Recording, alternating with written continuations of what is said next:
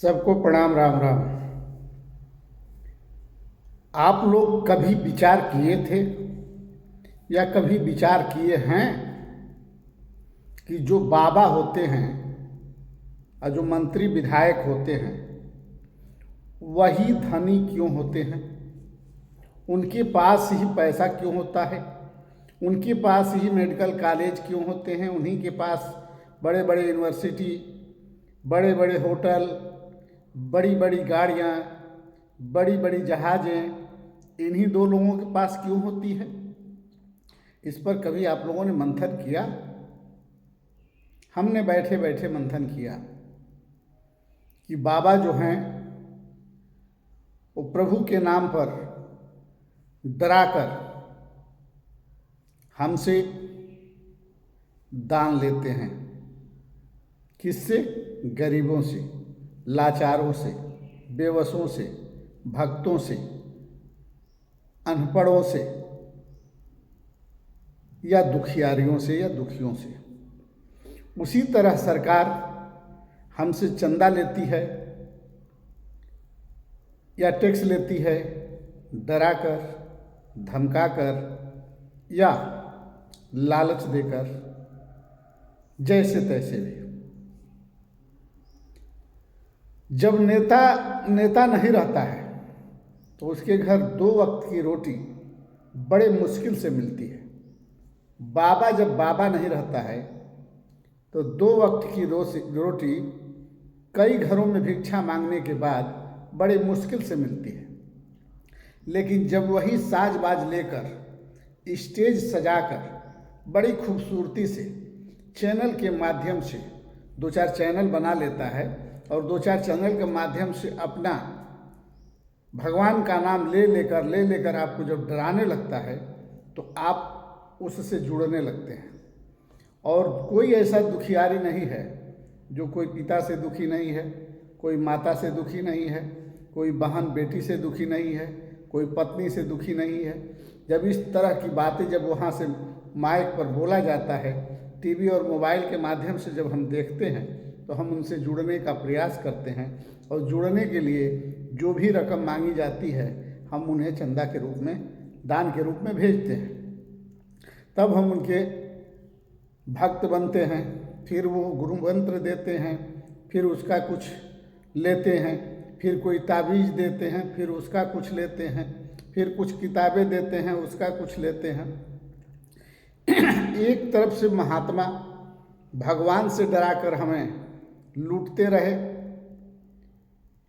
अब तो सरकार भी भगवान के नाम पर डराती है, वोट लेती है, टैक्स तो लेती है, वो अलग की बात है, चंदा लेती है, वो भी अलग की बात है। यहाँ तक कि गाय हमारी माता है, लेकिन हमारे भोजन और हमारे चंदन और हमारे चंदा के लिए दाता है। ऐसी सरकार की नियत बन चुकी है।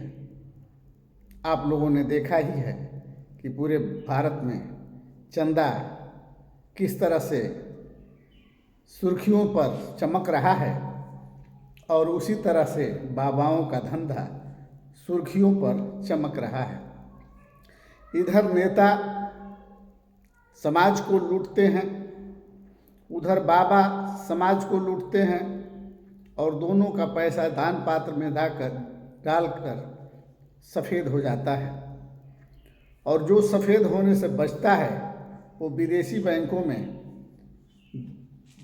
डालकर उसे सफ़ेद कर दिया जाता है और समाज के लोगों को समाज के ही पैसे से वस्तुओं के दाम महंगा करके या तरह तरह के टैक्स लगाकर धीरे धीरे जोंक की तरह चूस कर और उनको 5 किलो अनाज और 2,000 रुपये के रूप में सरकार परोसने के काम करती है और हम बड़े खुश हो जाते हैं।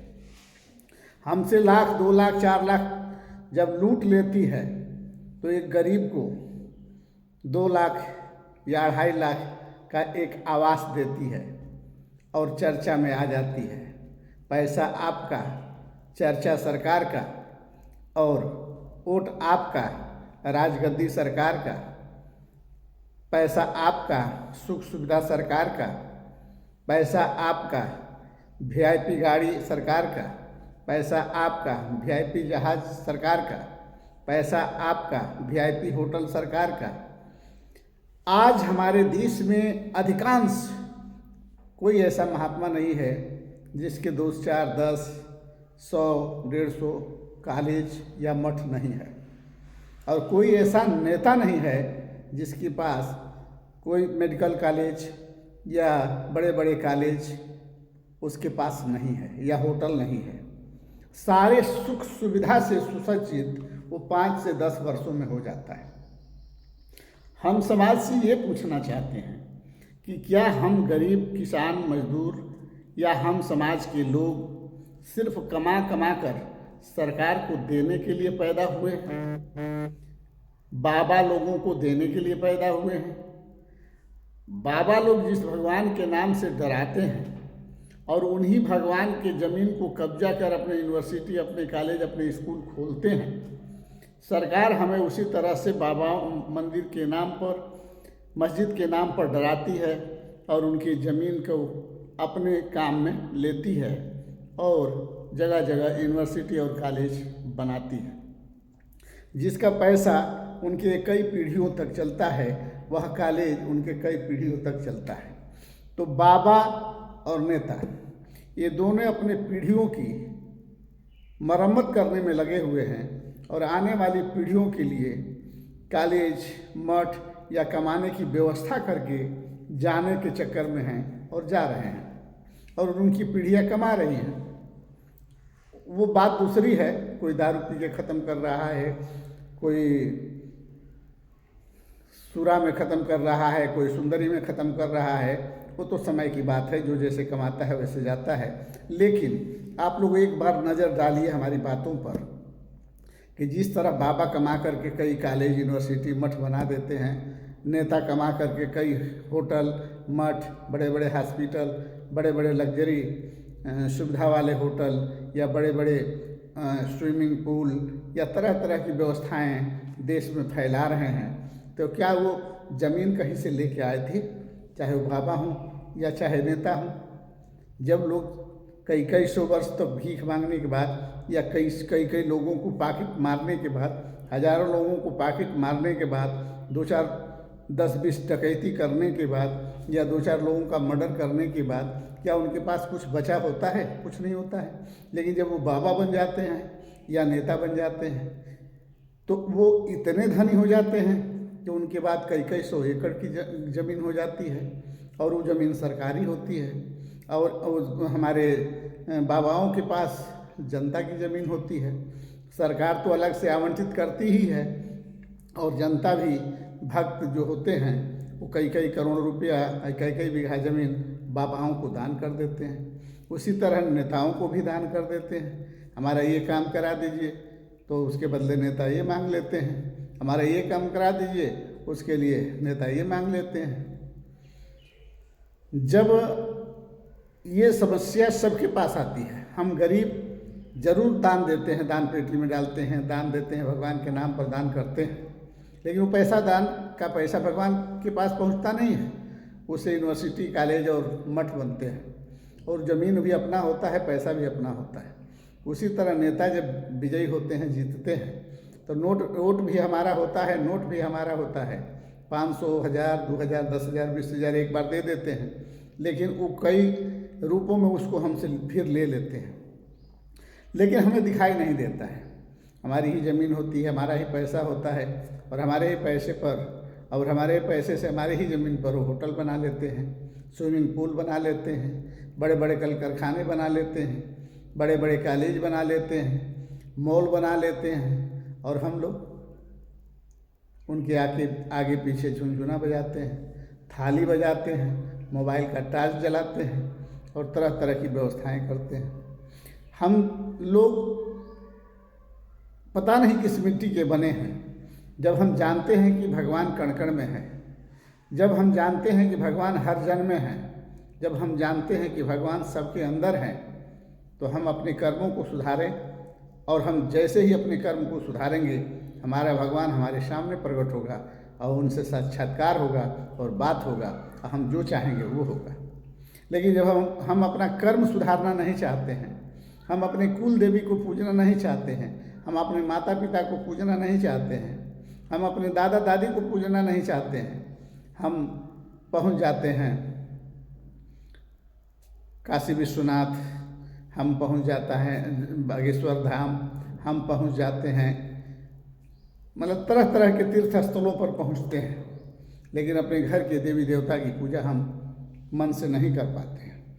तो अगर हम घर की कुल देवी या घर के माता पिता दादा दादी की पूजा अगर हम नहीं कर सकते हैं, तो चाहे कोई भी तीर्थ, कोई भी आप मतलब खाटू श्याम या चाहे जो भी केदारनाथ, बद्रीनाथ, द्वारिकानाथ, रामेश्वरम या जितने धाम बने हैं, ये किसी भी धाम जाने से आपको कोई फ़ायदा नहीं होने वाला है। किसी बाबा, किसी पंडा के पास जाने से आपका कोई भला होने वाला नहीं है। किसी नेता और किसी नेता नुटकी के पास जाने से आपको कोई फ़ायदा होने वाला नहीं है। आपका कर्म ही प्रधान है। आपकी सच्चाई, आपका साहस और आपके अंदर बना हुआ विश्वास, वह भगवान का प्रेम है। क्योंकि भगवान को न पैसा चाहिए, न धूप बत्ती चाहिए, न उनको जल चाहिए, न किसी तरह का फल चाहिए। बस उनको आपकी आस्था और विश्वास चाहिए। उनके अंदर वो ये देखना चाहते हैं कि आपके अंदर भगवान के प्रति कितनी आस्था है, कितनी श्रद्धा है, कितनी भक्ति है। हम अपना पैसा लगाकर कोसों कोस जाते हैं, हम अपना पैसा भाड़ा लगाकर एक एक पैसा जुटाकर हम तीर्थ करते हैं, व्रत करते हैं, लेकिन फ़ायदा किसको होता है? उन ढोंगियों को, उन बाबाओं को जो वहाँ अपना मठ बनाए हुए हैं, जो वहाँ अपना शिविर बनाए हुए हैं, अपना कॉलेज, अपना सर्वस्व, होटल से लेके सब कुछ, स्विमिंग पूल से लेके सब कुछ उन्हीं का बना हुआ है। जैसे अभी अयोध्या मंदिर बना है, वहाँ बड़े बड़े लोग अपनी ज़मीन ले चुके हैं। कोई अपना होटल बनाएगा, कोई स्विमिंग पूल बनाएगा, कोई वहाँ धर्मशाला बनाएगा, कोई वहाँ अपना मंदिर बनाएगा। जो राम प्रभु श्री राम का जो दर्शन करने जाएगा तो उनके भी मंदिर में दर्शन करने जाएगा। उनके दान पेटी में अगर 500 डालेगा तो 100 रुपये उनके भी दान पेटी में डालेगा। इस तरह से हमारे देश का पैसा सभी लोगों के काम आता है। हम गरीबों, किसानों, मजदूरों और दिहाड़ी के लोगों का पैसा सबके काम आता है। लेकिन न महात्मा हमारे काम आते हैं, न नेता हमारे काम आते हैं। लेकिन हमारा ही नेता, हमारे ही नेता हमारे ही वोट, हमारे ही पैसे से राज भोगते हैं और हमें दर दर की ठोकर खाने के लिए मजबूर करते हैं। न हमारा दुख नेता दूर कर पाते हैं, न हमारा दुख महात्मा दूर कर पाते हैं। जबकि दोनों की तरक्की हमसे होती है, दोनों का विकास हमसे होता है, दोनों के मठ कॉलेज हमसे बनते हैं, दोनों के होटल और स्विमिंग पूल हमसे बनते हैं और हम परेशान होते हैं। तो हम सबसे हाथ जोड़कर प्रार्थना करना चाहेंगे कि अंधभक्ति से बाहर आइए। चाहे प्रभु की भक्ति हो, चाहे नेताओं की भक्ति हो, इससे बाहर आकर अपने अपने दिमाग का उपयोग करें और कर्म कर, अच्छा कर्म कर, 2 पैसा कमाएं और उसी में खुश रहें और प्रभु को अपने घर बैठे याद करें और प्रभु की इससे बात करें। आप हमेशा सक्सेस और सफल होंगे। और सबसे बड़ी चीज़ है कि जो हमारी ही पैसे से कॉलेज और हमारे ही पैसे से सब कुछ व्यवस्था कर रहे हैं, वही लोग शिक्षा, चिकित्सा, न्याय महंगा कर रहे हैं। क्योंकि ये नेताओं और मठाधीशों का स्कूल है, कॉलेज है, इसलिए फीस के रूप में भी हमको लूटा जाता है। अधिक से अधिक फीस हमसे लिया जाता है और गरीब के बच्चे तो नहीं पढ़ पाते हैं, नेता और बाबा के ही बच्चे पढ़ते हैं। इसलिए सबसे निवेदन है कि बड़े सोच समझ के वोट कीजिएगा। 2024 का वोट चल रहा है और हम लोग धर्म, हिंदू, मुस्लिम, मंदिर, मस्जिद, महंगाई, बेरोजगारी के बीच में दबकर आत्महत्या करने के लिए विवश हैं। बच्चे भात भात करके मर रहे हैं। हमारे नेता विदेश में तहलका मचाए हुए हैं और हमारे देश के बच्चे खाने बिना मर रहे हैं। उधर जयकारा हो रहा है, यहाँ घर घर में मौत हो रही है, कोई देखने वाला नहीं है। दुनिया कहीं से सुखी नहीं है, सिर्फ दो ही लोग सुखी हैं, नेता और बाबा। और दोनों से सावधान रहना आप लोगों को बहुत ज़रूरी है। हम ज़रूर भगवान को मानते हैं और बाबाओं के बातों में आकर, नेताओं के बातों में आकर हम अपने पॉकेट में अगर 5 रुपया भी है, 500 भी है, 1 रुपया भी है तो निकाल कर दे देते हैं। हम इस तरह के इंसान हैं, भोले इंसान हैं, शरीफ इंसान हैं, इसलिए हम हर जगह लूटे जाते हैं। हम आप लोगों से निवेदन करना चाहेंगे कि आप अपनी रक्षा स्वयं करें, ना आपकी रक्षा बाबा करेंगे, ना आपकी रक्षा नेता करेंगे। जय हिंद, जय भारत, जय सर्व समाज।